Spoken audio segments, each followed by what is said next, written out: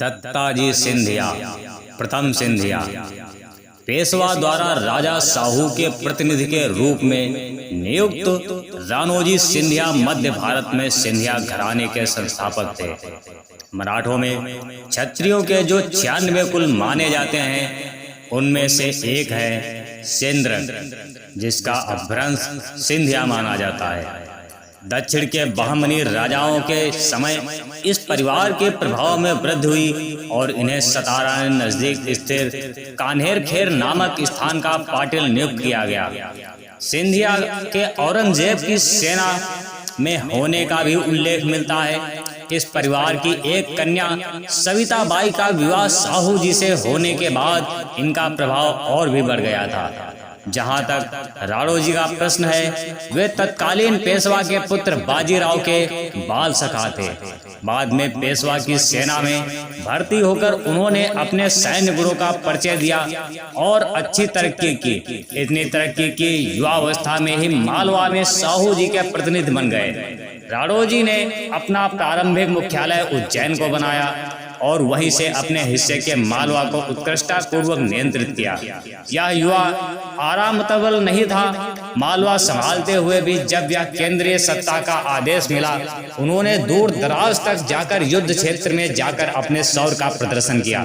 1776 में दिल्ली के खिलाफ, 1738 में निजाम के खिलाफ और 1739 में पुर्तगालियों के खिलाफ हुए सैन्य अभियान में उन्होंने भाग लिया और अपनी गहरी छाप छोड़ी।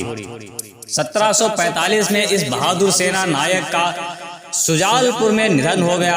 आज भी वहां उनका स्मारक विद्यमान है। नवंबर 1759 तक मराठों ने पंजाब पर सुयोग्य शासन किया।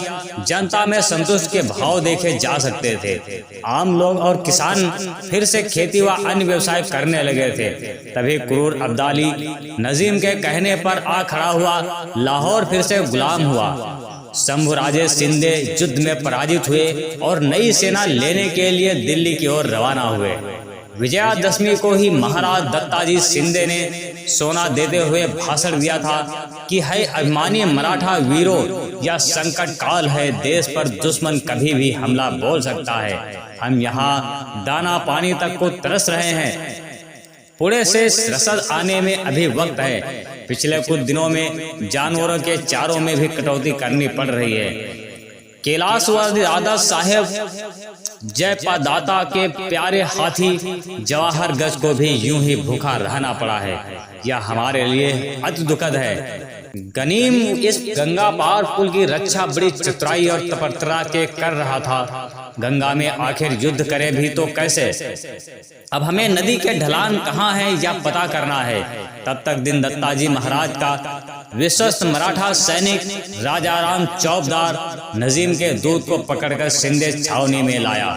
उस दूत के पास उन्हें नजीब द्वारा लिखा गया अहमद शाह अब्दाली के नाम एक पत्र मिला, जिसमें अब्दाली की स्तुति की गई थी और भारत पर आक्रमण करने की योजना बनाई गई थी। साथ ही दत्ताजी महाराज को गलतफहमी में डालने का ब्यौरा था और अंत में नजीब द्वारा अब्दाली से भारत में इस्लामीकरण का आह्वान भी किया गया था।